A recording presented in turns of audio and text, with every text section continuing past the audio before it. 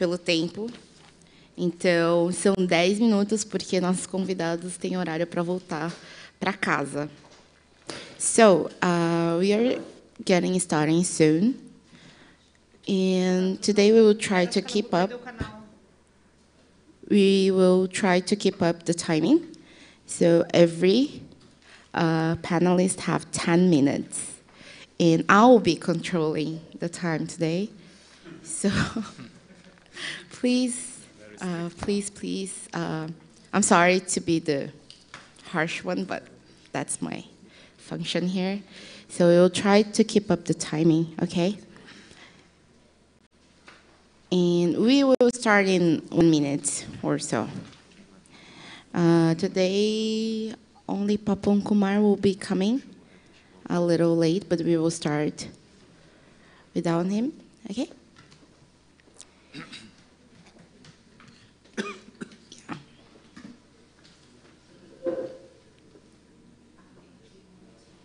No, I'm going.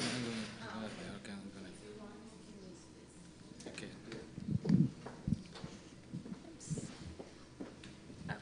All right. Good morning, everybody. Thank you for being here. And this is a very exciting panel, Global Migration and Cities. And we will be starting with Alessandro Palmieri from the Department of Law, University of Siena, Stay Out of My Town.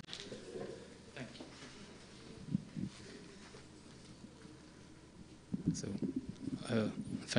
good morning, everybody. Thanks to our chair.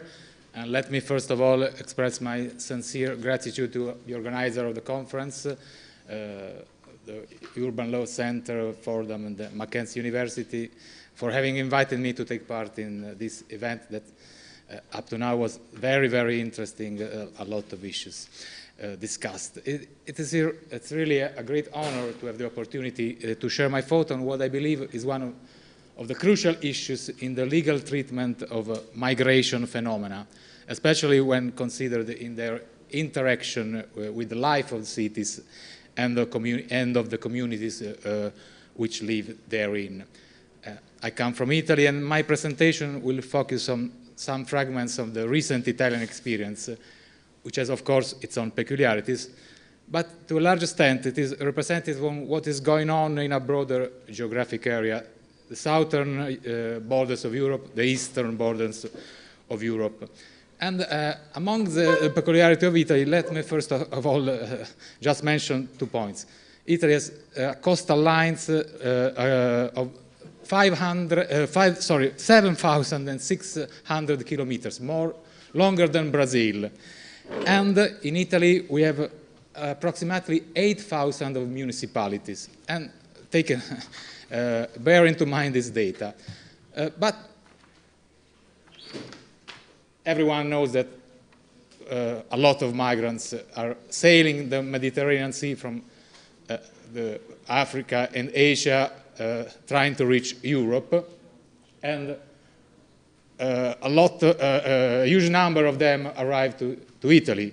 Let me just remember that more than 900,000 of migrants arrived by sea in the period starting counting from 2002, and considering only the years 2006 and 2017, the number was approximately 300,000.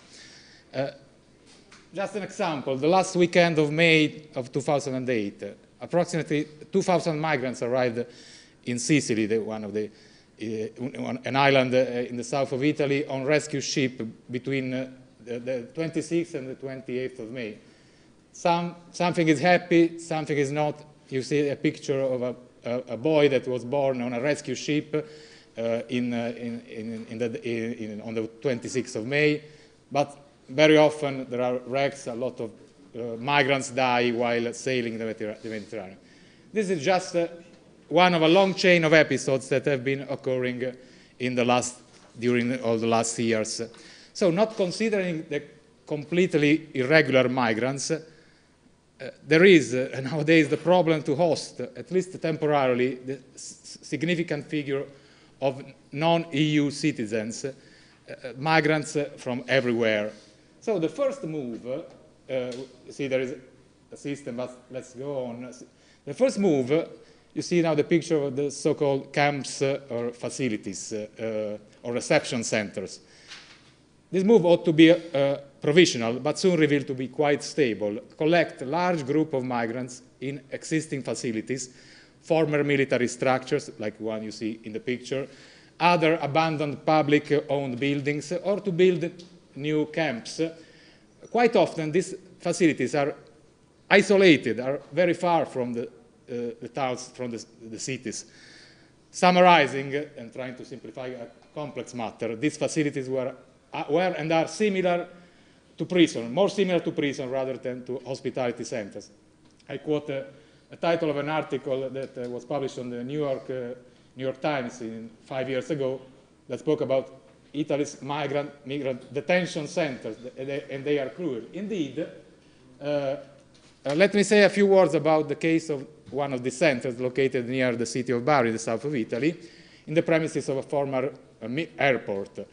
This structure was so badly managed that the local district court, deciding on a complaint filed by a citizen, held that the state was liable towards the local administration, municipality and province, and damages were awarded to the latter, since the way in which the migrants, the hosts, were detained in the facility spoiled the image of the nearby city, created damage to the reputation and to the image. But this was the result of the inhuman treatment of the migrants. But wouldn't it be better to host those persons in the heart of the towns, of the several towns, 8,000 municipalities we have in Italy, a lot of municipalities, even small, all over Europe? Wouldn't this be capable of avoiding serious public order problems, better protecting public health, and facilitating the integration of these people?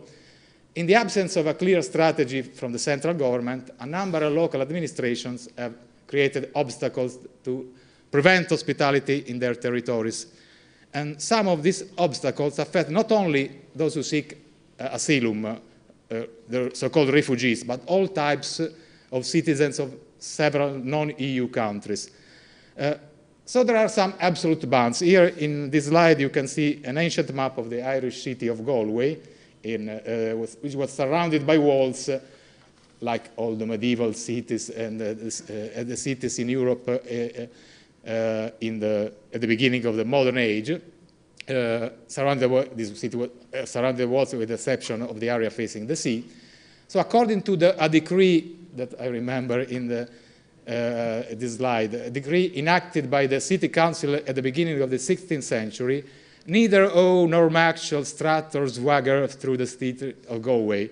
So the Anglo-Norman families of merchants which ruled the city enacted these measures so that all the Gaelic Irish people were not allowed to stay in the town at night after the locking of the gates. So what happened in those times is happening now again. We are going back in the civilized Europe, we are going back to the medieval times. For instance, you see the beautiful town of Alassio, a touristic goal, a beautiful sandy beach, adopted in 2015, allegedly for the protection, to promote public health, enacted what I call a real ban. So you can see migrants from Africa, Asia, and Latin America. So all of our guests from Brazil, provided they do not have those passports, are prevented from settling, even occasionally within the town's borders, unless they provide some medical certifications that are impossible to obtain. And the same in another small city of Comparative, only some instances, another similar ban with a different formulation. Fortunately, but only in this case of these two municipalities, the district court of Genoa, that was to whom the action was brought by an association for the protection of migrants, found that, of course, that this burden was very difficult to satisfy, applied only to some foreigners. The physicians were couldn't issue those certificates unless they declared the false.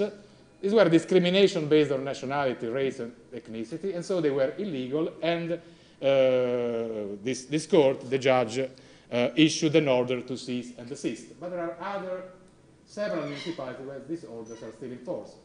Another hurdle, related issues, different measures.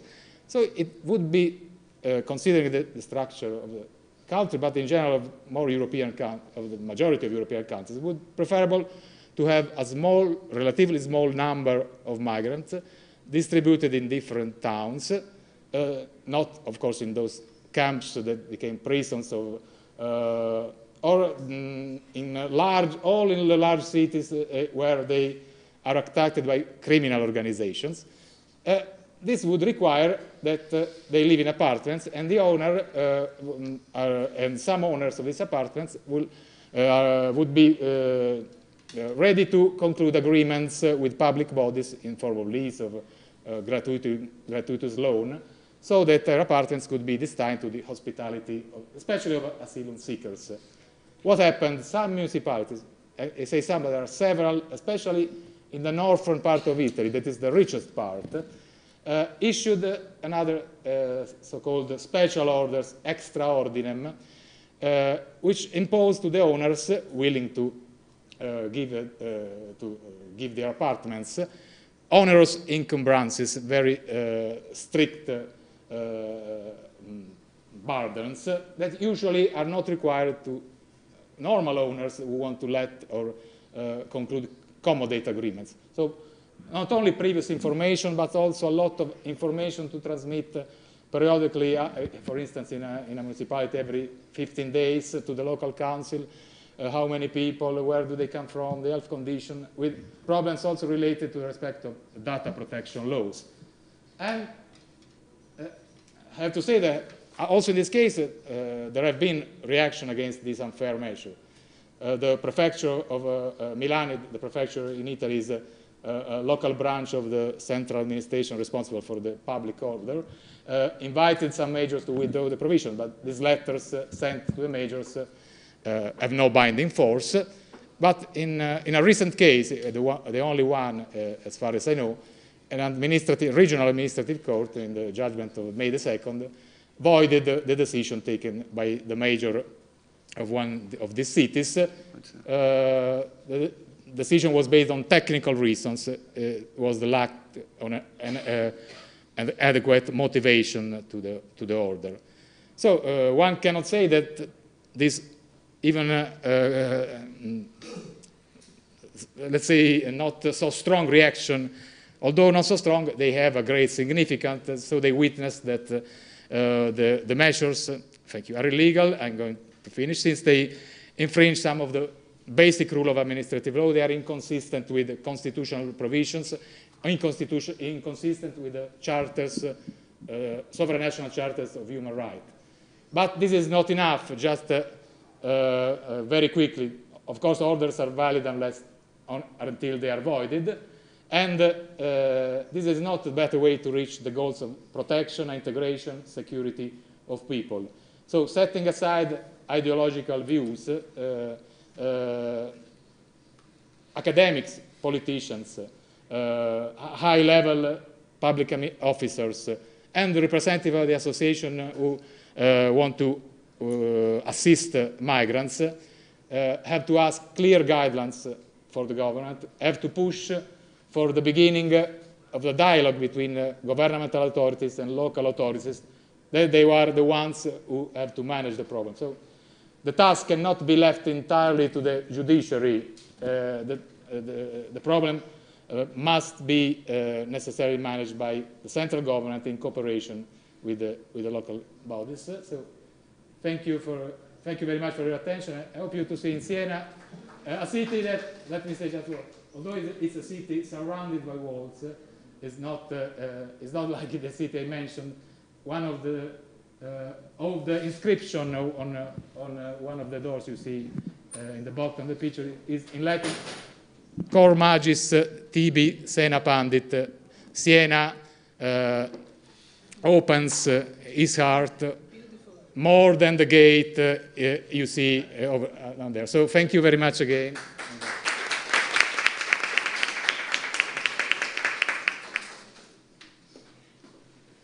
Thank you so much. And we'll take a few questions.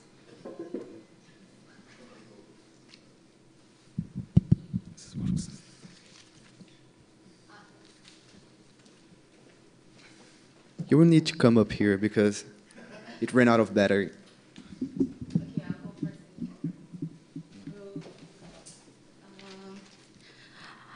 It's not really, não é muito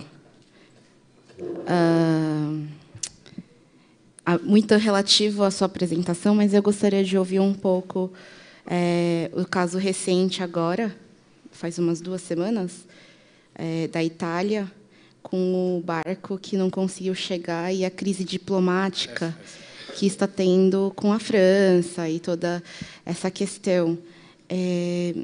Sim, eu acho que talvez seja algo muito mais político, né, essa crise, mas como isso impacta em políticas urbanas e a necessidade de estudar o impacto dos refugiados e dos imigrantes numa cidade murada, ou como é que se pula esse muro para conseguir receber? Quais são? Então, a gente viu alguns... eu lembro que teve um item que falava: se você conseguir autorização da sua embaixada, refugiados políticos. Aí eu não sei se você conseguir autorização da sua embaixada, a gente vai aceitar. Só que como é que um refugiado político conseguiria autorização da embaixada? Não que essa seja uma exigência do governo italiano, mas eu não lembro que... Mas na Europa tinha algumas dessas exigências, como o que você apresentou. Então, você tem que apresentar certificado de saúde. Como é que você faz isso numa situação precária?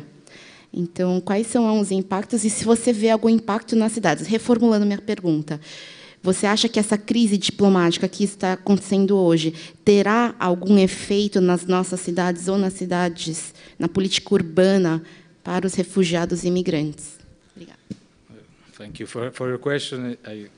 Even though I didn't get all the words, but I understand the sense of the question. Well, let me say, first of all, I'm not an expert of international law or maritime law. That this case was really a case that has to be treated seriously in the light of this body of laws.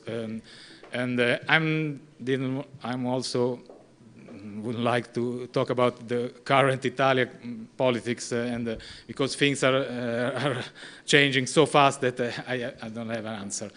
Well, one of the problems, probably the most important problem, is that this high number of migrants these very high figures of numbers prevent the state bodies to perform their duties. So they are not. You have spoken of refugees, but who knows who are the refugees and who are not? So this requires a lot of time. According to the regulation, there are short time limits, but indeed this requires years and years. And so these people are detained, as I told, in those centers.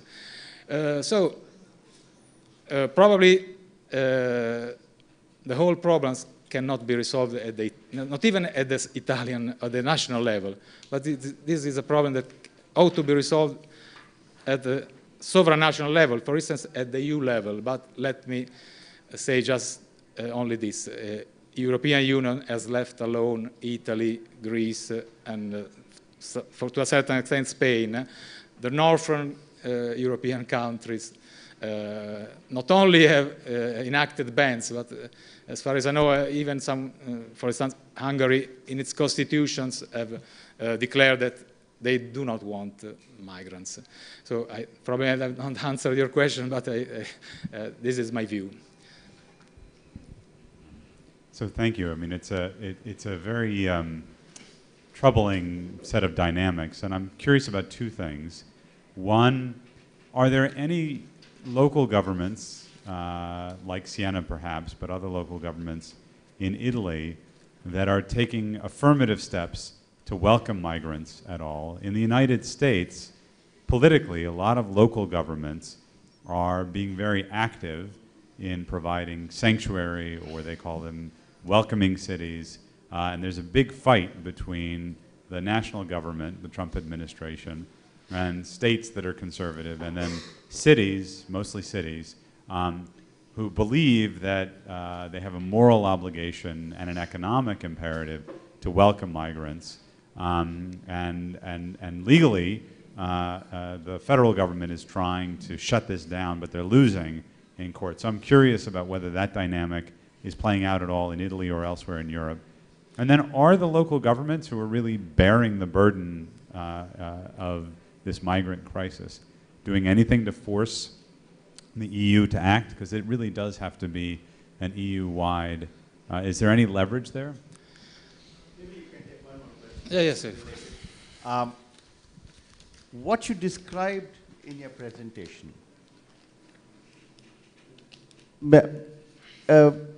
I have read this story that you mentioned in New York Times, but I was thinking about what Australia does to people fresh off the boat, particularly in recent years to Afghan migrants. And their conduct is horrendous. It is absolutely brutal.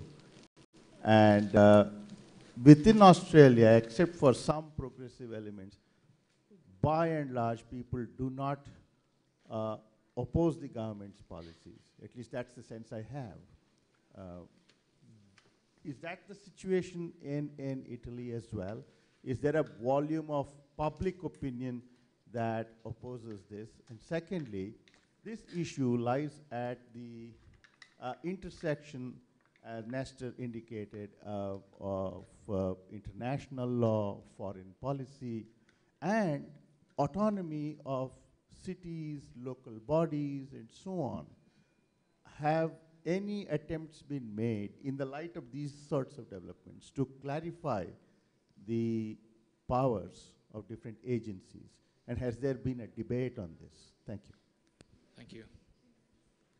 We'll hold off on more questions for now. I get to answer. So I'll answer collectively to your question. Let me first say that up to today, the situation was not so bad that you described what's happening in Australia. Just in the few weeks, some ships were prevented from arriving in the Italian ports. And what about this local administration? So, let me say a significant amount of majors have been elected in recent years because they say that we do not want no migrants. Of course, there are several, let me say, not so rare cases of Italian municipalities, especially, but this is not the rule because governed by left-wing parties, or center-left parties, that they have opened their doors in a certain way. We don't know this current government, but the previous government encouraged municipalities to make agreement with the administration, the central administration, and also financed, although with a very little amount of money, this initiative to, let's say, to recover. And you have to consider another issue, that in Italy, a strong role is played by the Catholic Church that hosts a very high number of migrants with not only in its own premises, but also in other premises that are in a certain way linked with the church organization at the local level. So something good, something bad, but the municipalities, of course, are on the front line in this, let's say, in this difficult task.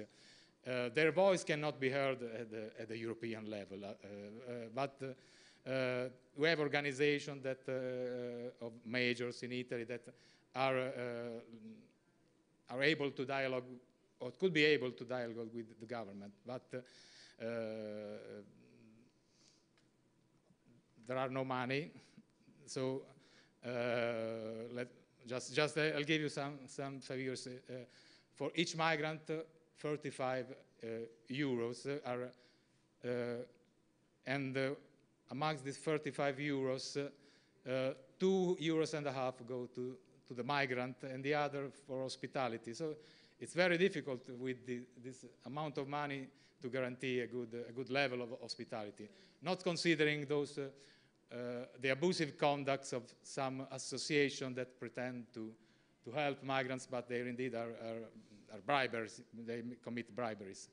So let's see in the next future if you're interested, you can be in touch with me.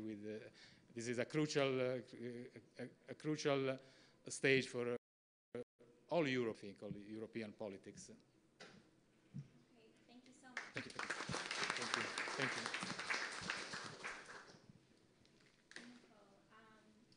Our next presentation is Lilian Pierres and Victor Icuna, speaking on public policy on welcoming immigrants and refugees in Brazil.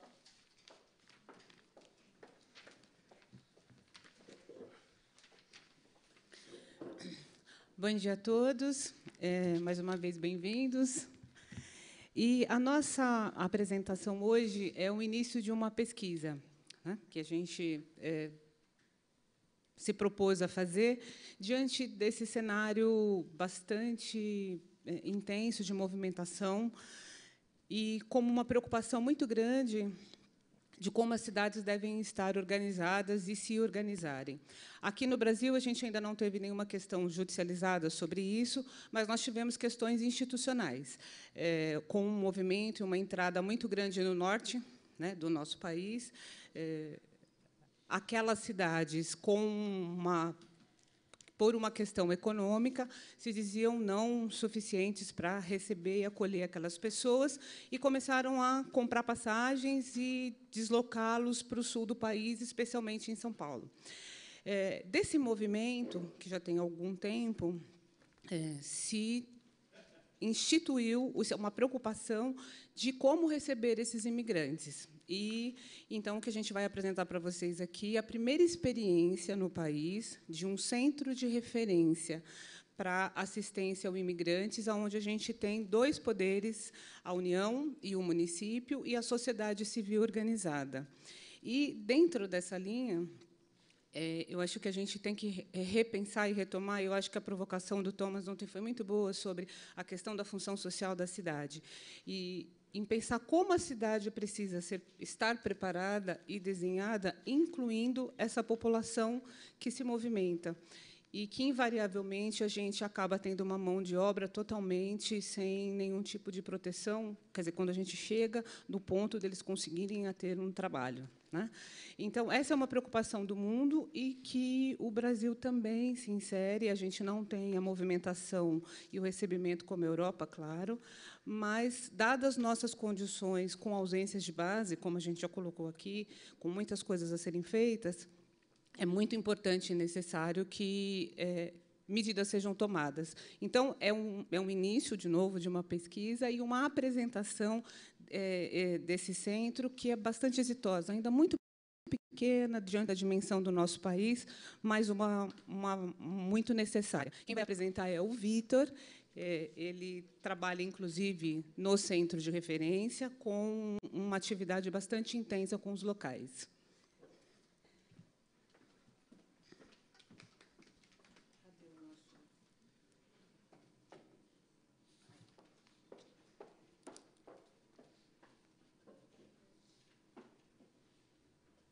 Good morning, everyone.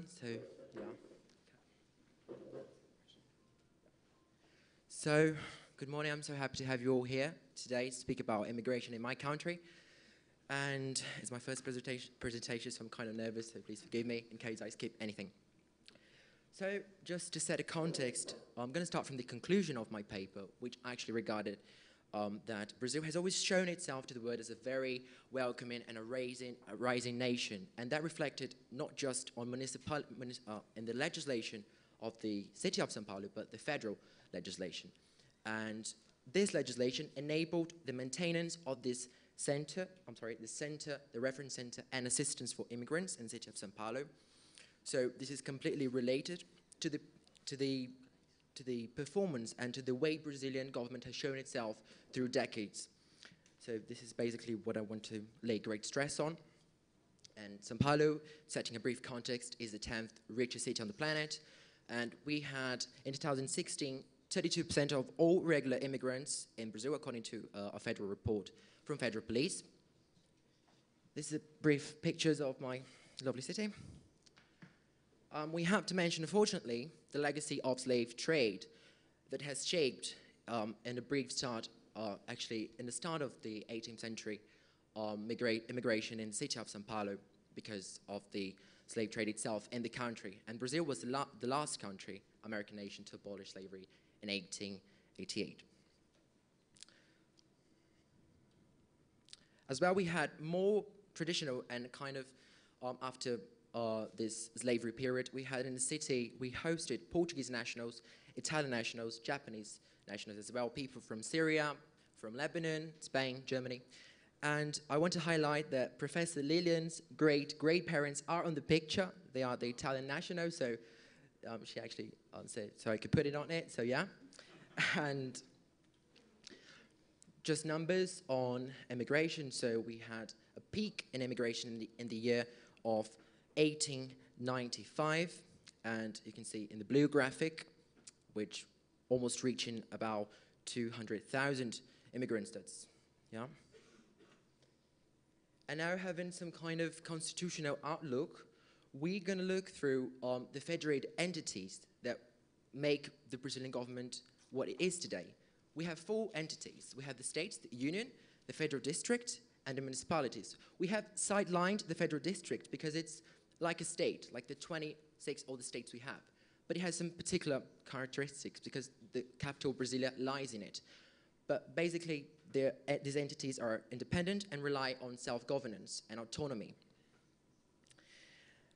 And again, on constitutional grounds, we have to ask ourselves which institution in this country is entitled to provide access to justice to those in need, because Brazil has so much social inequalities and people deserve access to justice. And how does it work? We have the Public Defender's Office, which is subdivided into 3 species. So this is a brief division of it. We have the Federal Public Defender's Office, in which I work myself with migrants and refugees. We have the Public Defender's Office of the Federal District, and latest, the Public Defender's Office of the 26 states. What basically differs one from another is where they act. The federal one acts on federal courts, state one acts on state courts, and the federal district similarly acts on the federal district judiciary branch. And we have to mention, it's impossible not to mention this, concerning migration in this country. We have a new law, a federal law, which last year has revoked the Foreigner Act, which was a very outdated, discretionary, and violating human rights all over the country. And it's been replaced properly by this new law. The old law was so bad they couldn't even make immigrants to become regular once their visa expired or once they entered illegal in the country. That was absurd. And one policy that must be highlighted is the migratory policy is ruled by the principle of access to justice and free, I highlight again, free legal assistance to those proving lack of resources. And to provide this free legal assistance, we have to remember the Federal Public Defenders Union, which will act on CRI, which is this instrument of the city.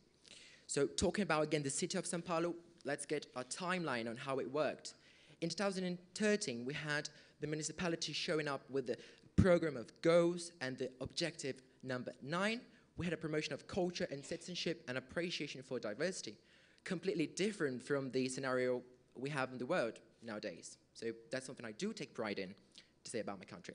And we have, in 2013, again the same year, created a coordination office for public policies for migrants.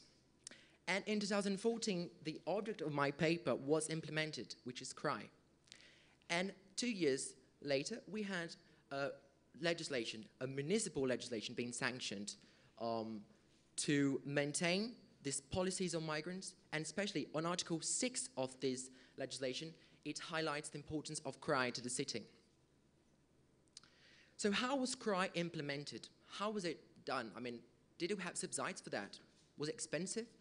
Well, it was a bit expensive, of course, and we had the Ministry of Justice setting up a sum of 1,200,000 reais to the city of São Paulo. And the CRY is so important for immigrants because it's operated by civil society. Government, the municipality of São Paulo, invited the Franciscan service for operating the CRY, and on Wednesdays morning, we have free legal assistance offered by the Federal Public Defender's Office, helping migrants, residents, asylum seekers, refugees, immigrants, whatever the migrationary status they belong to. This is new address. We have a new address. On the right there, we have a new address in the same neighborhood, downtown, pretty much in the center of the city. This is operation. The chief of United Nations for the Refugee Agency has visited CRY this year, and I have met him, so he recognized our work, and that was quite ambitious for everyone because he's this guy next to this blue one, dressing the blue one, but not the blue one with the social outlook. And we have some numbers of CRY attendances because there are so many people in the city, and we had a sharp increase from 2015 to 2016.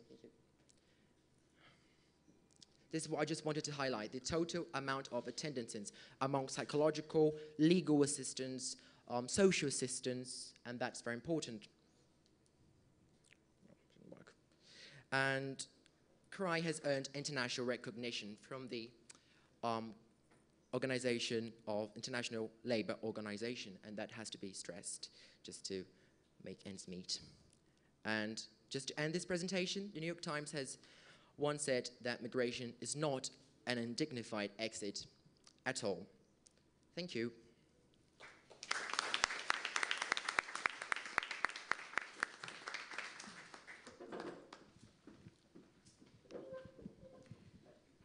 Thank you so much for that presentation.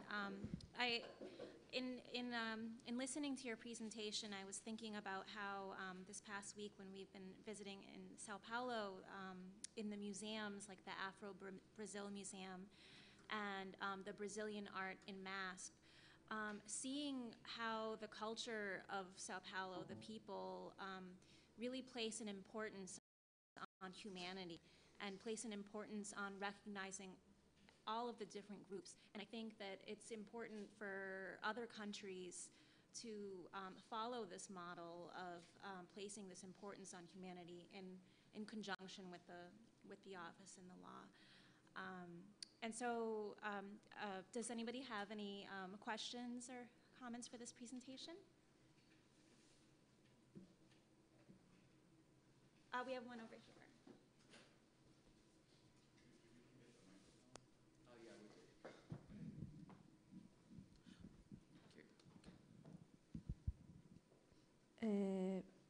Bom, primeiro, parabéns, excelente trabalho, muito interessante. Vitor e Lilian, eu fico pensando, realmente, né, São Paulo, assim, acho que nós somos até precursores de uma legislação muito interessante para os migrantes e, sobretudo, para os refugiados. São Paulo é, na verdade, um grande espaço aberto e que tenta acolher. Então, em termos de legislação, me parece que a gente conseguiu um exponente, realmente uma legislação muito bem acabada. Mas, pensando na prática, e aí pensando um pouco, Vitor, na sua atuação lá na Defensoria Pública, me incomoda um pouco pensar que os refugiados, o Brasil, ele, até em vista com os outros países do mundo, a gente recebe poucos refugiados, né? Não somos uma nação das nações que mais acolhe, até por questões econômicas do país, né? A gente não é uma potência, mas acolhemos sim refugiados. E aí, quando esses refugiados chegam em São Paulo, sobretudo, existe uma política aqui que ou esse refugiado ele fica em áreas periféricas, afastadas de São Paulo, porque a gente não pode esquecer que São Paulo é uma cidade enorme, e quando você coloca esse refugiado numa área periférica, eu vou dar um exemplo concreto, que é, agora, nessa gestão, um grupo de refugiados foi colocado ali em São Mateus, que é um bairro muito afastado de São Paulo. Como é que vocês imaginam que uma pessoa que já vem numa situação de vulnerabilidade social e econômica, que muitas vezes não fala o nosso idioma, muitas vezes, inclusive, tem baixa qualificação, então ele demoraria ainda mais para conseguir uma inserção no mercado de trabalho. Será que deixar este migrante, em situação de refúgio, tão afastado dos grandes centros, seria realmente algo interessante? Então, seria para pensar nisso. Ou, de repente, talvez sim, fosse interessante deixar os refugiados não segregados, mas localizados por grupo, por exemplo, até para que eles conseguissem se empoderar ainda mais da cultura, da fala, da religião, dos costumes. O que vocês pensam sobre isso?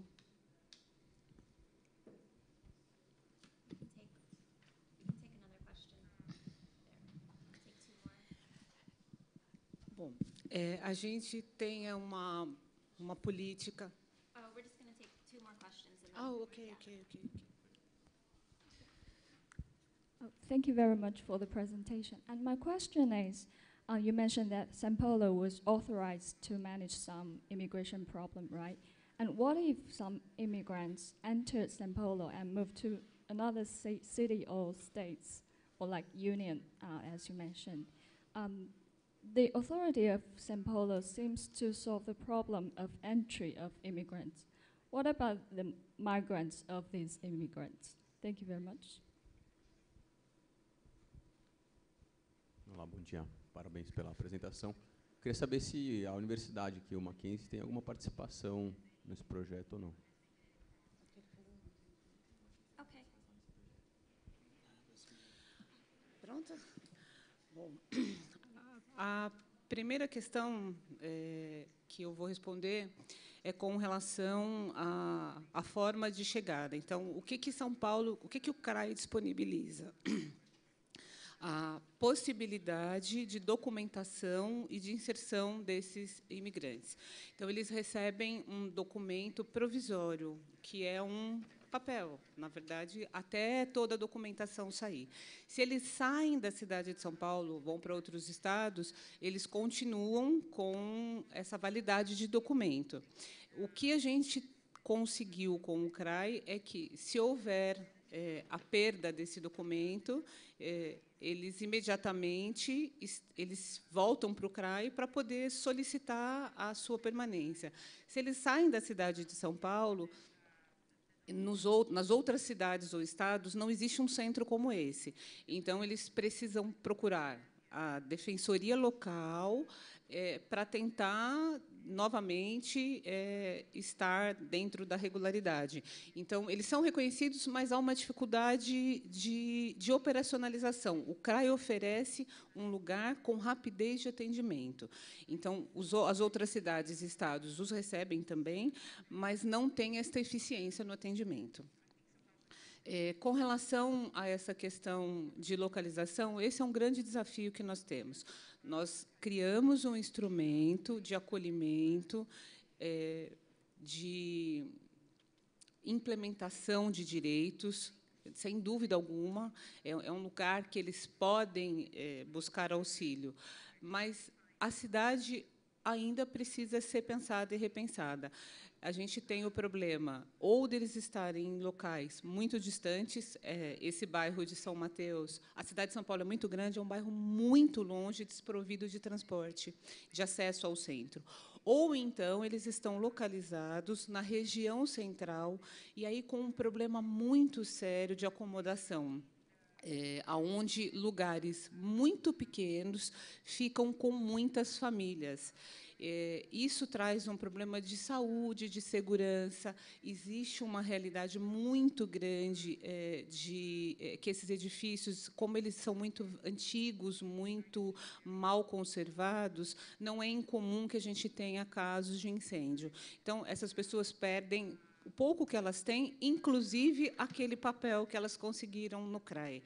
Então, a gente criou, com certeza, um instrumento muito útil, mas a gente tem muito ainda a pensar. A cidade tem um problema, o Brasil tem um problema muito sério da questão fundiária e da questão de moradia, e, com esse movimento de pessoas, isso se torna mais intenso.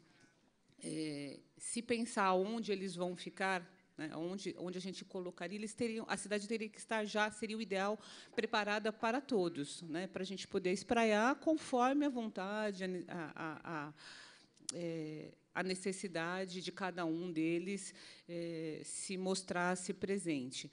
Mas ainda é um desafio que a gente tem, muito grande, para essa acomodação. Mas temos uma felicidade. A gente deu um primeiro passo, um passo muito importante. E eu acho que a gente tem técnicos muito sérios na nossa prefeitura, pensando nesse desenho urbano, de como acolher essas pessoas. Inclusive, na educação, a gente já tem estudos de como instituir na nossa matriz curricular para as crianças esta questão dessa movimentação de pessoas e como resgatar, não deixar com que esses imigrantes percam os seus laços culturais também. São estudos que estão começando, eles têm mais ou menos uns 8 anos, e os professores têm discutido muito na rede pública essa questão.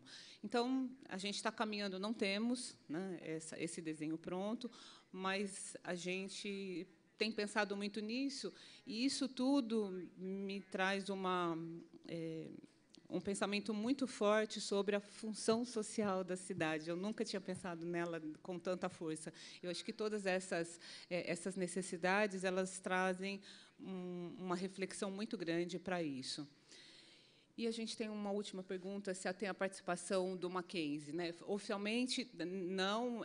O Vitor é o nosso aluno, ele trabalhou desde o começo nessa implementação, quer dizer, desde o começo não, ele está há muito tempo trabalhando no CRAE, e a gente pensa em aproximar os laços, porque agora um dos braços do Maxcidade tem um estudo de regularização fundiária, uma vivência em direito à cidade, e a gente pretende levar essa experiência do CRAE para o bairro do La Pena, onde a gente vai fazer o atendimento, porque lá também nós temos uma população imigrante bastante grande e portanto, os nossos laços devem ser fechados em breve.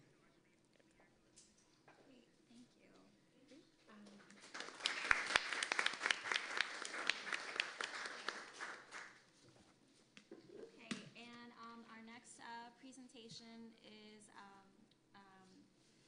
Papa and Son, P. Sidney Guerra and Cal Grande Guerra, on migration and citizenship.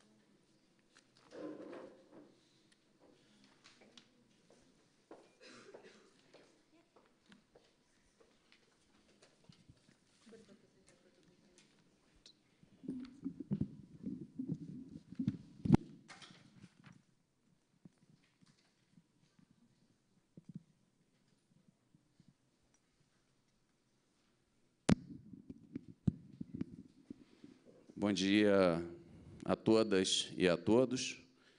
Eu me chamo Sidney Guerra, sou professor da Universidade Federal do Rio de Janeiro e da Faculdade Mackenzie Rio. E essa apresentação está assentada exatamente num trabalho de pesquisa que nós desenvolvemos inicialmente na Universidade Federal do Rio de Janeiro, onde nós temos um projeto que trata exatamente das questões relacionadas a migrações e refugiados. E agora, mais recentemente, no Mackenzie Rio, nós encaminhamos uma proposta para a criação do Observatório Local do Espaço Urbano. Eu fico muito feliz de ter conhecido a professora Lilian e o professor Cecílio, que tratam desse tema, Ainda ontem tivemos a oportunidade de trocar rápidas impressões, exatamente para estreitarmos não apenas os interesses nessa atividade acadêmica da mesma instituição, mas dos dois principais estados da Federação Brasileira, no que se refere a tamanho e as questões de natureza econômica, embora o Rio de Janeiro hoje esteja passando por um problema muito sério em relação a esse ponto em particular. E nesse observatório, nós pretendemos exatamente desenvolver aspectos relacionados ao meio ambiente, mobilidade, migrações, criminalidade e segurança pública.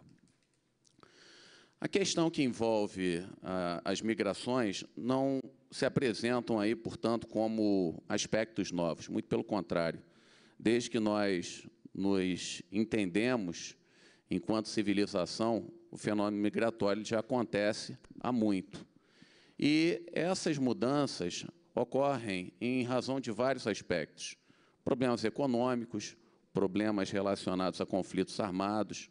Hoje, é inclusive um tema que vai ser também contemplado nessa mesa, relacionado às mudanças climáticas.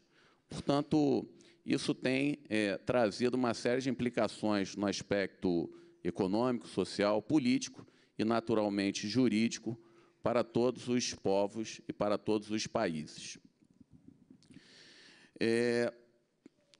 Nós poderíamos, então, identificar, nessa perspectiva, o professor italiano que me antecedeu, apresentou aspectos e dados muito relevantes do problema que vem acontecendo na Itália e na Europa de um modo geral, onde nós identificamos esse grande fluxo migratório, principalmente de africanos. Mas esse é um problema que acontece, como eu disse, em todos os cantos. Os Estados Unidos, agora, recentemente, adotou uma postura um tanto quanto refratária em relação a esse movimento, principalmente ao determinar a separação de crianças dos seus pais quando ingressaram em território americano por ação, portanto, de imigrantes mexicanos. O presidente Donald Trump ele acabou por retomar e rever a sua decisão exatamente em razão das várias críticas que sofreu não apenas nos Estados Unidos, mas no mundo, acerca desta situação. E aqui no Brasil, nós temos também, mais recentemente, em razão do grave problema que vem acontecendo na Venezuela, o grande fluxo migratório de venezuelanos, embora também nós já tenhamos vivenciado outros fluxos migratórios bastante significativos, e como bem mencionou a professora Lilian, São Paulo, por ser o principal estado da federação e a cidade de São Paulo, a mais rica e a maior do país, acaba por receber esse maior volume de imigrantes que também chegam aqui no território brasileiro. É bem verdade que aqui no Brasil nós tenhamos uma população de mais de 200 milhões de pessoas e esse número de pessoas que ingressam no território nacional ainda é bastante limitado, algo em torno de 1,5 milhões de pessoas. Se comparado, por exemplo, à realidade de outros países, é algo muito pequeno e que não chega a trazer um maior problema à atividade econômica, penso eu, do Estado Nacional. Muito pelo contrário. E aí, dentro dessa perspectiva, é que vem se apresentando no Brasil e no mundo esse grande tema relacionado às migrações, em relação aos refugiados, onde alguns estados procuram tomar uma série de decisões assentado exatamente numa formação clássica que se apresenta do Estado Nacional, que corresponde ao exercício de sua soberania. Ou seja, a admissão ou não e a permanência ou não dessas pessoas devem estar pautada no exercício soberano do Estado ou numa perspectiva relacionada à proteção dos direitos humanos. Recentemente, para contextualizar a questão da Europa, embora o professor italiano tenha mencionado, inclusive, a postura que foi adotada em algumas cidades italianas relacionadas ao banimento dessas pessoas, mas eu quero registrar muito recentemente a postura que foi adotada pela Hungria ao criminalizar ajuda que eventualmente venha a ser dada aos imigrantes. Aqui no Brasil, a contrário senso, nós tivemos uma legislação extremamente diferenciada dentro daquela perspectiva que vem sendo adotada em muitos outros estados. A Lei 13.445, de 2017, ela, produzida, então, em 24 de maio do ano passado, ela entra em vigência em substituição ao Estatuto do Estrangeiro, a Lei 6.815, de 1980, que foi uma lei criada exatamente numa realidade completamente diferente da que se apresenta nos dias atuais. Recordo que, naquele momento, o Brasil, ainda governado pelos militares, uma lei que foi produzida exatamente numa perspectiva que contemplava os aspectos da segurança nacional. Portanto, completamente diferente daquilo que se propôs a lei de migração, que está assentada exatamente nos aspectos valorativos à proteção dos direitos da pessoa humana. Esses direitos consagrados na Constituição Brasileira de 1988 estão estampados não apenas no título 2, que trata dos direitos e garantias fundamentais, mas também em princípios que regem o Estado brasileiro no que se refere à dignidade da pessoa humana, e mais ainda a partir de determinados dispositivos constitucionais que possibilitam exatamente o alargamento da proteção desses direitos a partir de princípios, como também de tratados internacionais de direitos humanos, de que o Brasil seja parte. Portanto, o Brasil ele demonstra, pelo menos no plano legislativo, é verdade, a sua ideia, a sua proposta em relação ao acolhimento dessas pessoas que acabam por se retirar, pelas mais diversas razões, dos seus países de origem. Também na palestra que me antecedeu, nós devemos registrar que isso vai impactar diretamente nas ações que devem ser produzidas nas cidades. E São Paulo, mais uma vez, demonstra esse papel pioneiro, como foi apresentado, na recepção, no acolhimento e, mais ainda, no desenvolvimento de uma série de políticas públicas que devem ser produzidas pelas cidades, porque aqui, afinal de contas, é o local que essas pessoas irão se instalar. Infelizmente, no Rio de Janeiro, nós ainda temos uma limitação muito grande em relação a isso. E o papel das faculdades tem sido importante exatamente porque as questões relacionadas ao atendimento, à orientação, à assistência jurídica, em larga medida, têm sido também produzidas pelas faculdades. E é o que nós pretendemos, inclusive, a partir da provocação também do professor do Mackenzie São Paulo, é desenvolver ações dessa natureza no Mackenzie Rio. Eu tenho 2 minutos e, para completar, então, nesse curto espaço de tempo, eu passo a palavra ao Caio Guerra. Bom, gente, bom dia. Só para pontuar algumas coisas e complementar também com relação à fala do professor Sidney e da palestra anterior, eu acho interessante, até para as pessoas que são de fora do Brasil, elas terem, né, a informação dessas diferenças entre o Estatuto do Estrangeiro, as principais diferenças entre o Estatuto do Estrangeiro e a Lei de Imigração, a nova Lei de Imigração. O principal ponto que devemos entender, que é o que o professor Sidney trouxe, que no Estatuto do Estrangeiro o foco era direcionado à segurança nacional, né? Então, você não tinha uma preocupação com, aqui o termo, né, era com o estrangeiro, era uma questão de segurança nacional. E a nova lei de imigração, ela muda essa perspectiva, esse foco, trazendo o debate de direitos humanos.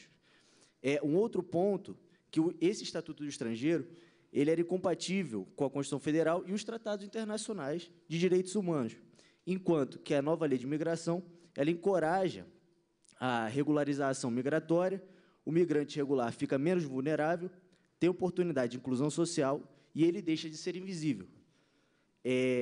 O Estatuto dos Estrangeiros trata de estrangeiros, a Lei de Imigrações ela trata de migrantes, imigrantes e emigrantes. O Estatuto do Estrangeiro dá ao Estado a possibilidade de decidir a seu bel prazer quem pode entrar e permanecer no Brasil, enquanto que na Lei de Imigração dá direito à resistência mediante o atendimento das condições da lei, permitindo, inclusive, a reunião familiar. O Estatuto do Estrangeiro vincula a regularização migratória ao emprego formal e a Lei de Migrações possibilita a entrada regular de quem busca um emprego no Brasil. O Estatuto do Estrangeiro fragmenta atendimento a migrante em órgãos estatais diversos. E a Lei de Migrações estabelece órgão estatal especializado para o atendimento dos migrantes.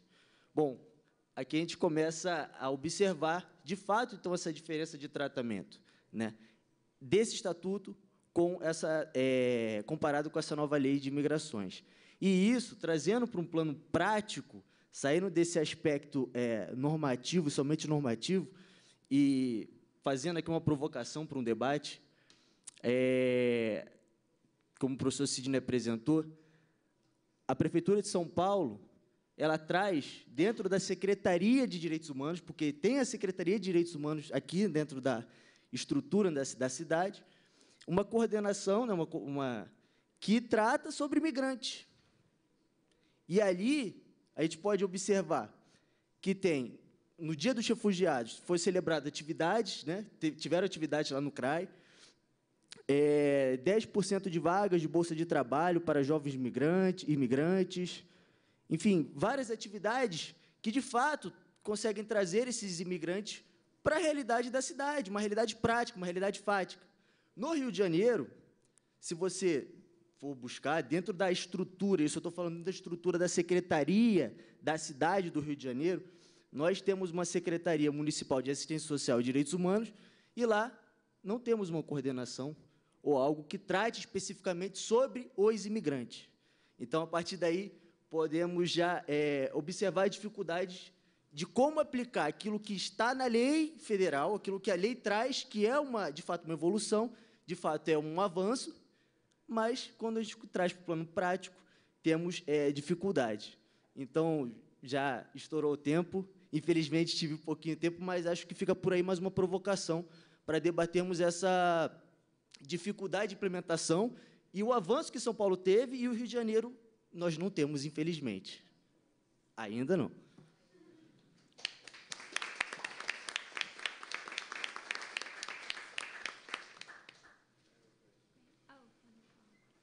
We can take a few questions. If you have a question, you just raise your hand. Thank you, Professor Sidney, for that interesting talk, and thanks, Kyle, for telling us about the situations in Rio and Sao Paulo. I'm still not clear why there is this difference between these two cities. Why do you have facilities in Sao Paulo and not in Rio, I wonder? Can you please explain that to us? Thank you.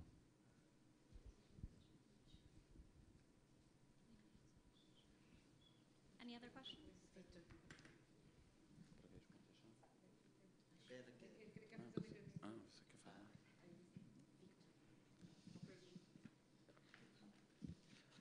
The right honourable gentleman actually points that São Paulo was implementing what the theory of the law has actually ascribed as in terms of rights to migrants, and that's true.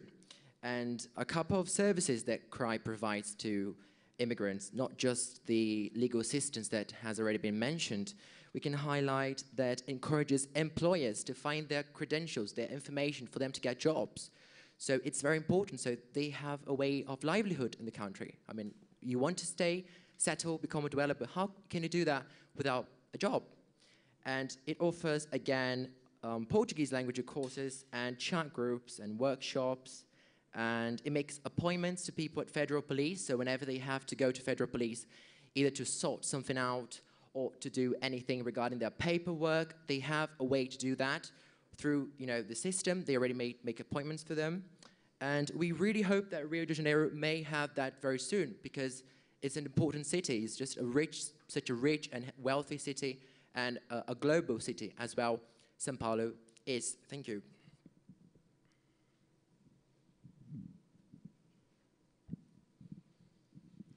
Bom, agradeço pela pergunta e, de fato, é algo muito curioso que se passa aqui no Brasil. Eu costumo dizer que aqui no Brasil existem 3 capitais. A capital política, que é Brasília, a capital econômica, que é São Paulo, e a capital cultural, que é o Rio de Janeiro.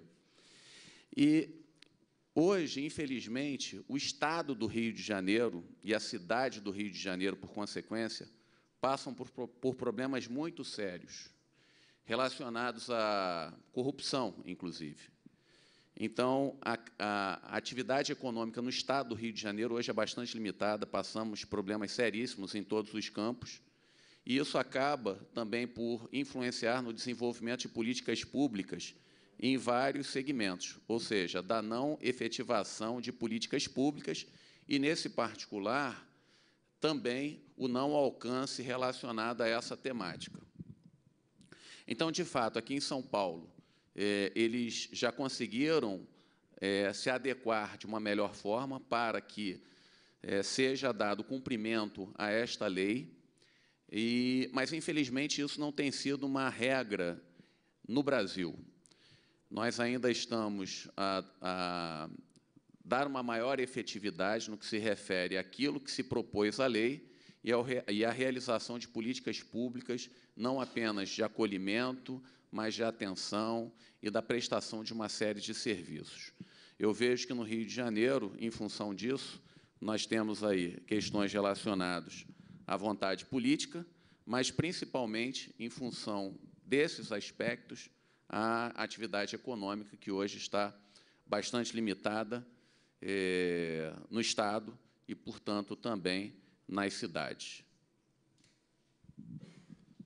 Só para complementar esse aspecto que o professor Sidney trouxe com relação à questão financeira, se você fizer uma busca, né, dentro da secretaria, da página da internet da Secretaria de Direitos Humanos e tal, lá do Rio de Janeiro, você vê o encontro do secretário com o ministro de Desenvolvimento atrás, justamente está lá escrito, atrás de recursos.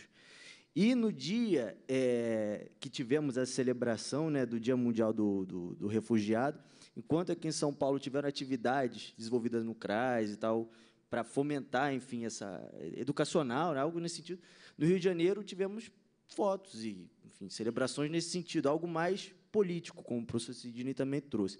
Então, para a gente entender essas diferenças, não é algo tão raso, não é algo tão simples. Passa por uma coisa mais profunda, né, que a gente tem que chegar e ter essa imersão, que é uma coisa que nós puxamos, né, para o lado mais de sociologia, aquela perspectiva mais de imersão, para você entender o que está acontecendo de fato ali. Não é somente uma questão normativa jurídica, e sim uma questão de realidade social, o que está acontecendo dentro daquele meio, o que está acontecendo daquela realidade. Então, é mais ou menos por aí.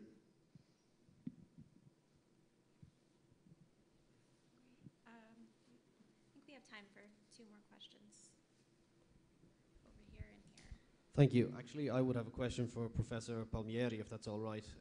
I didn't get a chance to ask earlier on, so do you mind? Yeah, if that's okay. Professor, I just wanted to point out a couple of things in your analysis. I think the separation you make between municipal analysis and international analysis is somewhat misguided. I mean, if we look at the Legrand case, or we look at the Avena case, or in the EU context, we look at the Commission versus Belgium groundwater case, it's clear that local and municipal levels of government cannot ignore international obligations, and that these obligations weigh upon the municipal authorities as well. So, and that they entrain the responsibility of the state if municipal authorities break international obligations. So it's incumbent upon municipal authorities to know these things. And in terms of dealing with irregular migrants, the obligations are not really very complicated. Essentially, the main thing is that no criminal sanction is supposed to be imposed if the individual in question is seeking refugee status, and until such a time as that status has been determined. But there is no restriction on administrative sanctions or upon administrative measures, including restriction of freedom of movement. So it becomes a policy question rather than a legal question. And in terms of a policy question, there are significant studies from both Germany and Ireland that show that such individuals integrate significantly better in rural environments than in urban environments, that in urban environments they tend to ghettoize. And as such, in both Germany and in Ireland, the experience has been that in rural environments they're far better off. Now, with regard to I have two questions. With regard to approaching the European Union, I understand why the Italians are relatively unimpressed with the EU's response. However, I would say I have worked on this myself, and there are no fewer than 8 different agencies in Italy that are responsible for dealing with arriving migrants, and there used to be more. Even the Guardia dei Forestieri used to be in charge until a few years ago. There's also been outsourcing of Italian work on this to Libyan authorities, and I'm wondering how these national authorities and the outsourced agencies interact with the municipal authorities, if they do at all. The second question I would have would be about the fact that Italy is a multilingual state, and that I know in Alto Adige, in Sud Tirol, there have been efforts to insist that the integration is conducted through German rather than through Italian, and that the national government has been fighting with the municipal authorities in the north with regard to this. And I'm just wondering what's going on there, or if you have any additional knowledge in this regard. Great. And we'll take this question as well, and then we'll answer. Thank you very much.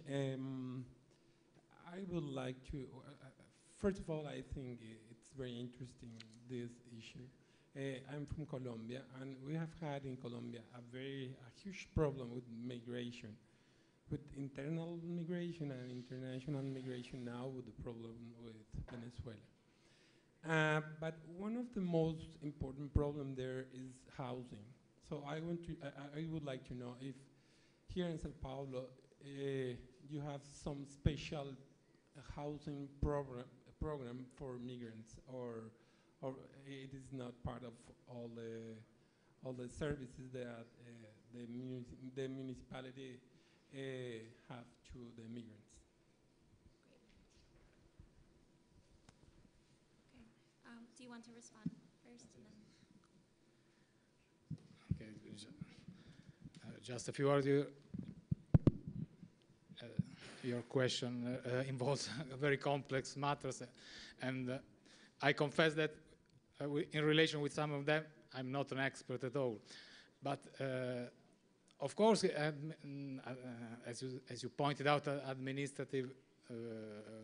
local administrative bodies are obliged to respect international obligation. But this, from one side, it's very difficult due to this high figure of local bodies to verify this, the breach of these rules. From the other side, in my opinion, it's not enough to comply with these international obligations. There are specific reasons, maybe related to our constitution. Of course, I'm not a representative of the Italian government or the Italian of Italy as a whole. It's just my opinion as an academic. And not only comply with these rules, national or international or national rules, but also with, let's say, meta-legal principle that we, as Italians, were a country of people who migrated everywhere. I won't want to speak of myself. My grandfather migrated to the United States, and he never came back. He sent money to his family, so my grandfather studied, became a teacher. And so we think that, or at least a part of our community thinks that we have a moral obligation towards these new migrants. And I remember, just another feature, I don't want to say that the migrants had to be located in big cities, but they had to be spread all over these 8,000 municipalities. The biggest part of them represents rural communities. There are small villages. The pictures, one of the pictures I showed, the municipality of Carcare, is a village of 3,000 people that up on the hills. This is not a touristic place or a place where there are, let's say, industrial activities. It's just a place for farmers. So the problem is that in the meanwhile, when until the status of refugee is granted or not, according to our system, they are not able to work, and if there are no volunteers, they can not even study Italian language or study something else. They just have these €2 per day, and you know, on summer I wander through Italy, and in the countryside you can see this huge mass of black people, especially they come from Africa. They are just wandering and doing nothing at all, and this is a problem. The first thing that has to be changed is to allow them to at least to work for social projects or something like that. Well, I know this. Yeah, you probably are not satisfied with my question, with my answer, but this is at the moment what I can say. The problem is I know it's very complex. Thank you. Okay, thank you.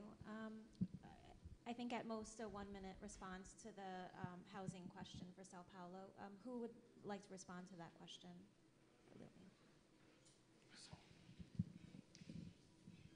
Para ser bem rápida, e o Vitor vai explicar rapidamente, a gente tem sim uma política no CRAE de assistência com relação à habitação. Só que tem uma questão muito séria. No município de São Paulo, o plano de habitação está parado na Câmara Municipal há algum tempo. Ele não anda, ele não é votado, e a nossa crise habitacional é bastante grande. E a gente tem ainda uma desarticulação muito séria. Não obstante isso, existe encaminhamento para essa questão que o Vitor vai colocar para vocês. The right honourable gentleman raises the housing issue, and it's a very important one. Thank you very much for this one. And CRY itself does not provide, shelter immediately for everyone, but just for those who have been affected by worsened vulnerable social conditions. So it has a shelter there. Yes, there is. So it hosts migrants and refugees all over the globe, and there is a service of social assistance to those. So those who need to talk about any guidelines on social assistance they get from CRY. But mainly what I want to emphasize is that migrant communities organize themselves, and they probably go for paying a rent, and they kind of allocate themselves in the city, even if it happens within the outskirts and not in a best ideal way. But yeah. Thank you so much.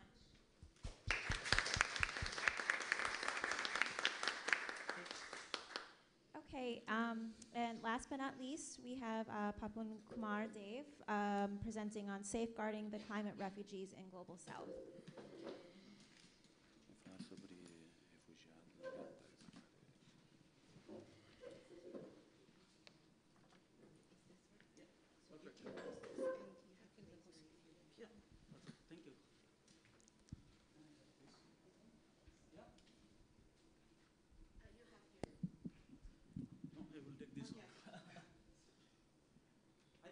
My voice is loud enough. Yeah? Can you hear me?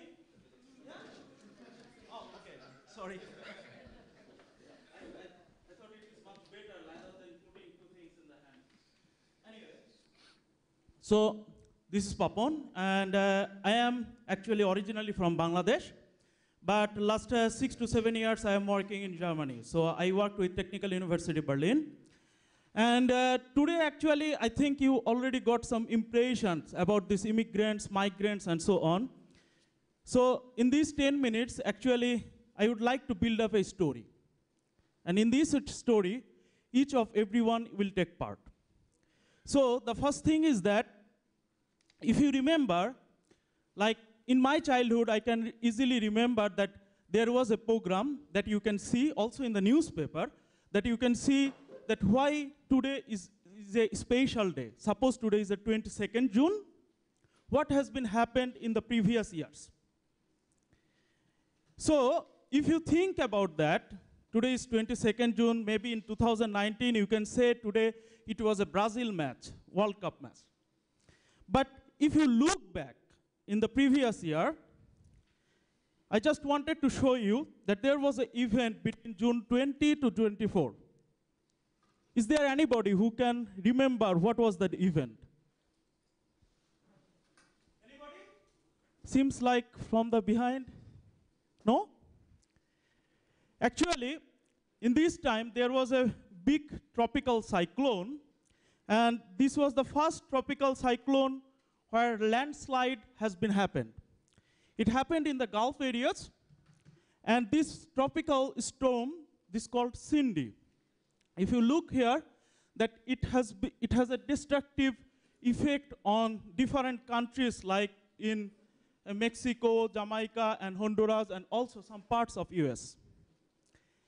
And if you look to the effect, you will find that there was 2 people that were killed, and also, according to the estimation of US government, that the total effect or the total cost was $25 million.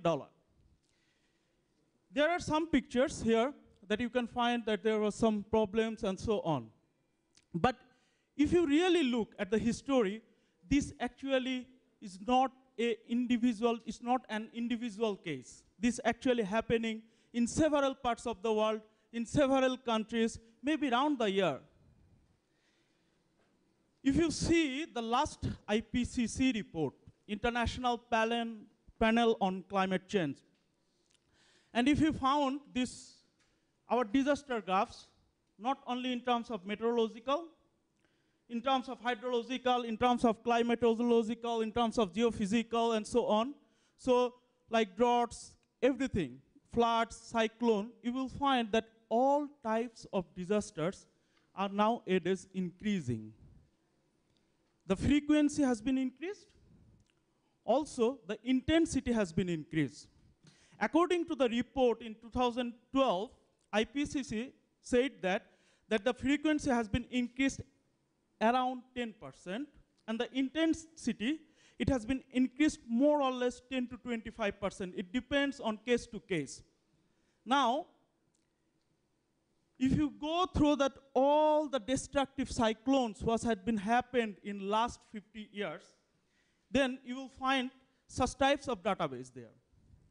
And if you go there, and you will find that most of the South Asian country, especially I should mention that where I came from, that Bangladesh is largely vulnerable. So from 1 to 10, you will find several, this 35 enlisted here, and you will find that Bangladesh is mostly vulnerable. Also, my colleague country, like my neighboring country, India, and so on. But why Bangladesh is so vulnerable in terms of the climate change? According to the IPCC report, also Bangladesh is the most vulnerable country in terms of cyclone, number 1. And Bangladesh is also in position of number 6 in terms of flood. There are many reasons actually, but in terms of me, I feel like there are 3 main reasons. One of the main reasons is that this funnel shape, which is in Bay of Bengal. Due to this funnel shape, when the cyclones appears and goes, then it gets much more strength here. And then it goes and hits to the coast of Bangladesh. This is one reason. The second reason, we normally say that Bangladesh is the land of rivers. We have almost like 700 different types of rivers. And these rivers, actually, when these cyclones happens, this is not only the cyclone, this is not only the wind speed, this is also about some sorts of tidal surge, and that actually affect it too much. Like most effect come from this tidal surge and so on. And the third reason is that we always think about like different types of development project, especially which is done by World Bank, which is done by different UNDP and so on. But always these types of development project, especially what had been happened in 1960s, the major coastal embankment project, this effect is somehow the impact or backlash effect of this coastal embankment project. How? If you think normally, if I put water here, then it will come just down. So if you think about ecosystem management, if you think then when any water flow comes, and then it can go to the different types of channels like the canals, ponds, rivers, and so on. But as you put the embankment now to do your agricultures and so on,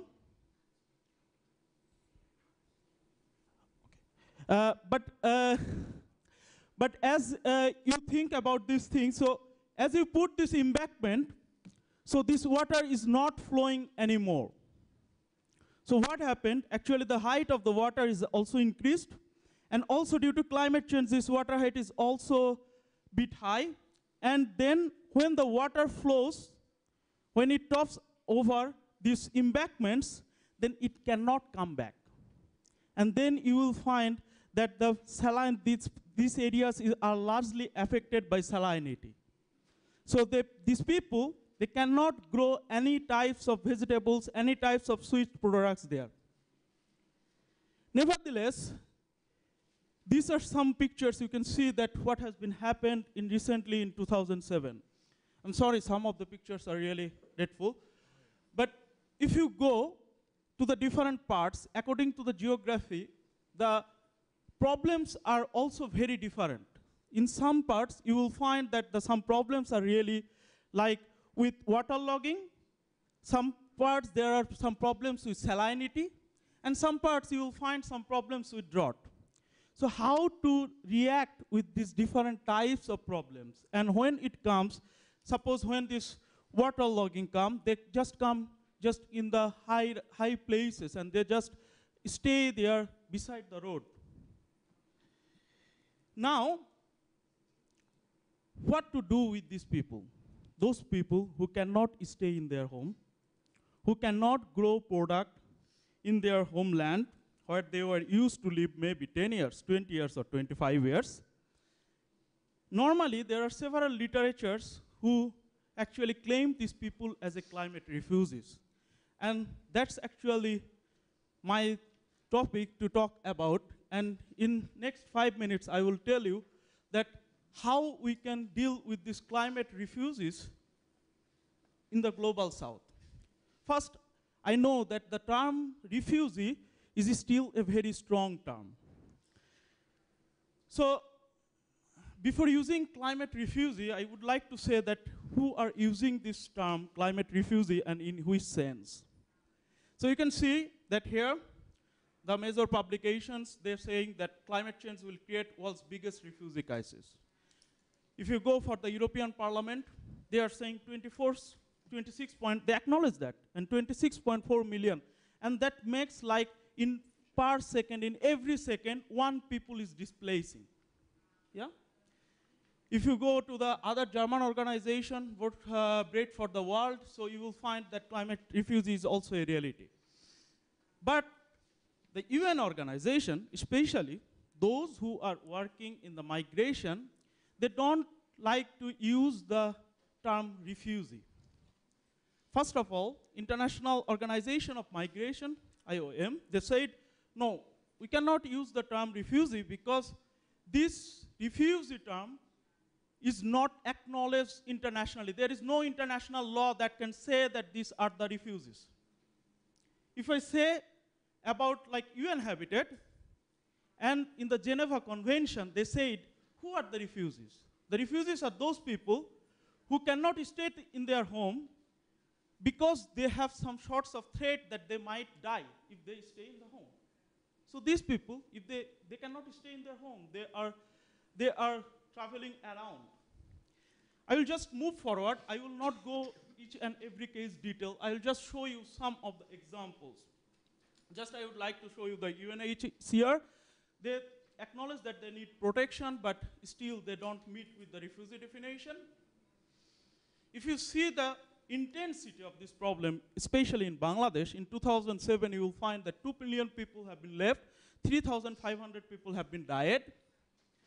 And then in 2013, 1.1 million people, they have been fled. In 2014, there was 325,000. And yearly, due to river erosion, almost 50,000 to 200,000 people, they are also moving. But where they are going? If I see to Bangladesh, then you will find that almost 20% are going to the neighboring country, like India. And if they are going to India, of course, they don't have any legal status. They don't have any identity. In the second, if you think they are going to the major metropolitan cities, and also they are going to Dhaka, which is the mega city now positioned at 16th, and you will be really like surprised to hear that 46,000 almost people living in 1 square kilometer. If you see this picture, you can understand a little bit how the trains are really like crowded. Now in this situation, where these people are going? These people are living, if you see that approximately 70% people, they are living in several slums in Dhaka city. So that means it is a pressure to the city. These people, if they come to the city, they need to think about two things. One thing is that their future development, and also how the host community, they are dealing with these people. They really accept these people. I think in all immigrants' case, this is one of the major cases. And they live really like a refugee-like condition. You can find that water, sanitation, also their living house, their cooking place, also like these sorts of things. I just go one case. Like you can find in 1971, he has born. This is the case of Shafiqul Islam. I have several types of case. We are making this study, taking different case to case. And he has his heart, he has his land before. And then in 1984, when his age was only 5 or 6, he sold the teas and so on, and his father goes to collect the shoes and so on. And in 1986, they lost the land due to river erosion, and then they come to the relative's house, and then they moved to the Dhaka in the Coral slum. And then in 1987, they moved to another slum because they cannot get any place to reside in the before the previous slum. And then they moved another slum, and now he's working as a car mechanic, and his wife is here, and this is his house. He has a house, but still this house has no tenure security. So that means there is no land security. In this case, if you move forward, how national policy is dealing? Just 1 minute, please. How national policy is dealing with this? I just not go any solution package, but if you find, we have two national policies. One is the National Adaptation Program of Action, which cost almost like US 100 million per year. But there is nothing written about this environmental migration, climate refugees, or whatever migrants you tell. And then we have this climate strategy and action plan. They have 6 main pillars, total 30 programs, but nothing is dealing with that. I don't wanted to go with the strategy and this policy anymore, but if you would like to, recently I also write the blog with CityFix provided by WRI, World Resource Institute. You can take a look if you are interested. And that's all from my side. Thank you. Thank you very much.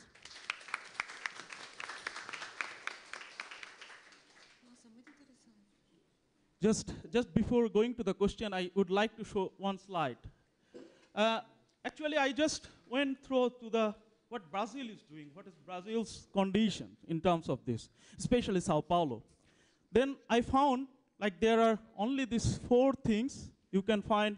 In 1995, there was a program of climate that was mostly in climate mitigation, and then in 2009, you know that in Sao Paulo there is a climate change policy. Only 9 states they have it. They have it also like some sorts of water agreement and C40 summit and so on.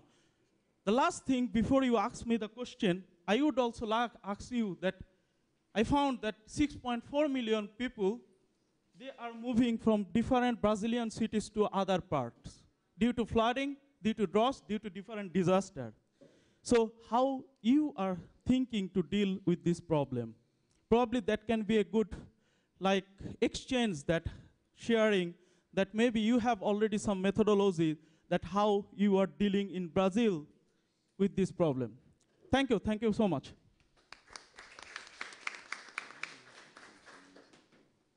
Great. Well, we'll open it to questions.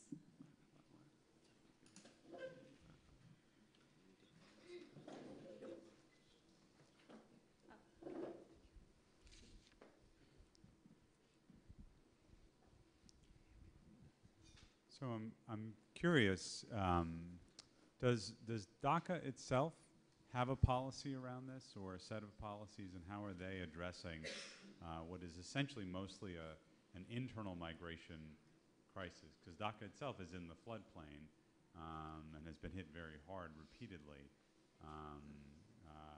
and doesn't seem necessarily the best place for millions of people to be moving, not just because of its density, but because of its overall size and vulnerability.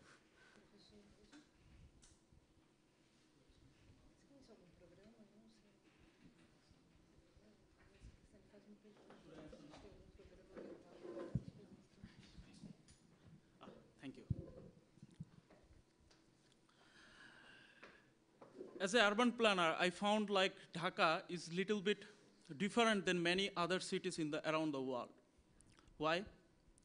Because Dhaka is the only city in the whole world which has two city corporations inside the Dhaka.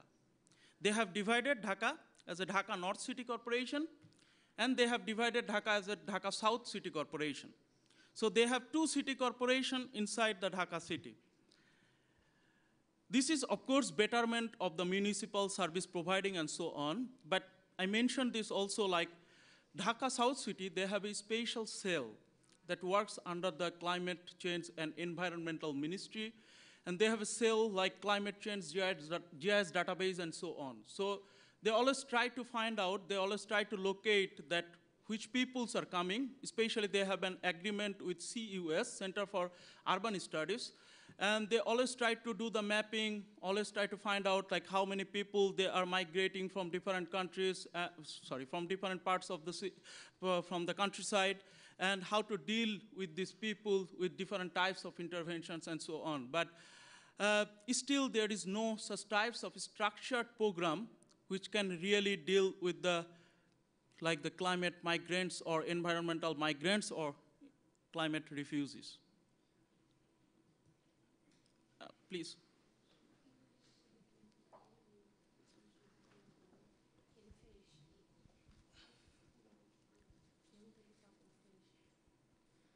Hello, everybody. I can answer your question about Rio de Janeiro, about the disasters. But for me, it's more easy to speak in Portuguese, okay? You can put again. No Brasil como todo, não temos muitos problemas de ciclones, terremotos. Dizemos até que somos uma terra abençoada por causa disso. Mas no Rio de Janeiro, por exemplo, a gente tem alguns problemas de deslizamento de terra, que deixa muitas pessoas desabrigadas, porque retiram a cobertura vegetal dos morros, das montanhas, principalmente no Rio, que tem muita, e, com isso, as casas são construídas e, com chuvas mais fortes, acabam caindo.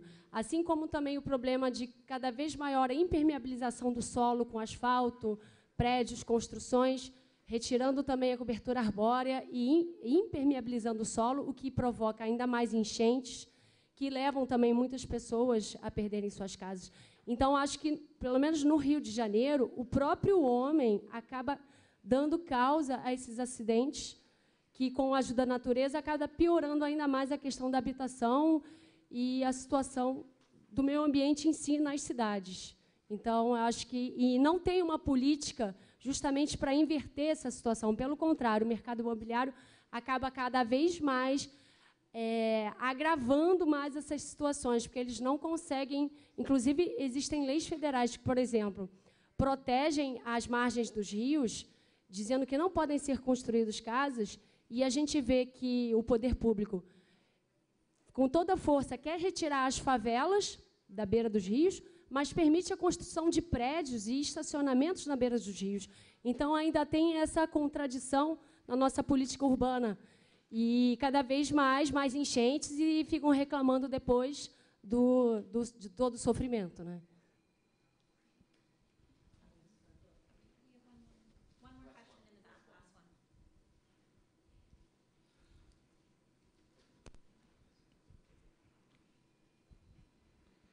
Papum, bom dia.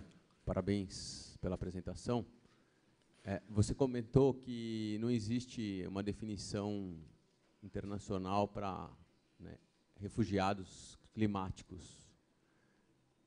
Queria saber sua posição sobre isso. O que você acha que deveria ser feito ou que a ONU, né, a Acnur, tem discutido sobre o assunto? Obrigado.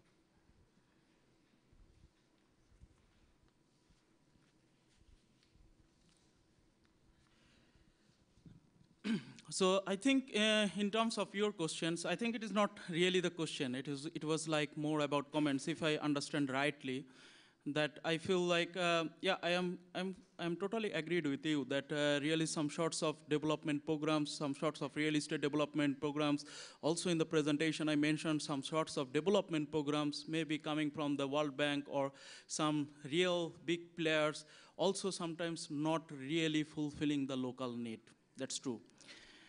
But I feel one thing is very good, like I cannot understand Portuguese, so, but when I searched with these climate refugees and climate migrations in Brazil, especially in Sao Paulo, I find that inside the website of Sao Paulo, they also mentioned about these climate migrations and climate refugees.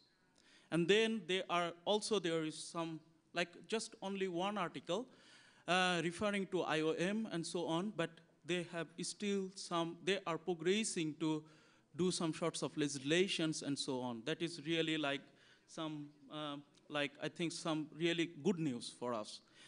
This is one thing. And the second thing is that when in my knowledge, that what I found that especially which region you mentioned and also in the north part, like the northeast part, I think these are the poor region in terms of the Brazil. And I found like many people, they also like leave their home for this dam construction and also for drought. That is also I found like one of the major problems and so on. Yeah, so we really have to do something, act and like think globally, act locally, and then that can be good slogan to work on this, I think. And that relates actually your question as well, like how to deal with these programs and so on. Actually, I think that there is already some sorts of advocacies going on. And these sorts of advocacy, it is more about like the advocacy from this like different, like media groups and so on. And they really wanted to establish this like as a climate refugee groups because they are more like, they are not getting their demands, they are not getting their basic necessary things and so on. And I believe that in the next, already there are several publications, they are using these refugee terms. I think these sorts of national advocacy, especially there are a couple of discussions about that because this is the ultimate effect that coming from south, coming to south, but ultimately who are like the real role player, they are north. So these sorts of carbon stock, how to deal with it, how to do this climate finance, how to this green climate fund, and so on. These are mostly discussing and so on. I think climate refugee is also one type of burning issues, and this will come in the agenda. And we need these sorts of international advocacy and national advocacy more to establish this term really more. Thank you. Yeah. I think we have one last short comment over here. Oh, okay. Eu só queria fazer um pequeno registro em relação a essa fala, quando da pergunta do professor Nestor e também do professor daqui do Mackenzie São Paulo. À luz do direito internacional, nós temos uma convenção internacional que trata especificamente da questão dos refugiados. E não há uma previsão expressa sobre essas questões relacionadas aos refugiados ambientais. Essa ideia ela começa a ser discutida há alguns anos pela doutrina, que passa a fazer exatamente uma defesa de que a compreensão das normas jurídicas internacionais e aquelas que se apresentam no plano interno dos Estados nacionais passem também a agasalhar esta condição de refúgio, na medida em que os problemas ambientais tornaram-se um problema mundial. Então, a ideia de refugiado ambiental, ela foi contemplada na doutrina e que hoje vem sendo apresentada também na prática internacional e doméstica. Aqui no Brasil, a lei de migração, embora não trate de maneira expressa essa questão do refugiado ambiental, garante a possibilidade da concessão do visto humanitário para aquelas pessoas que eventualmente venham a ser deslocadas por esta condição. Então, me parece que é adequado e oportuno a partir da fala que foi apresentada. Obrigado.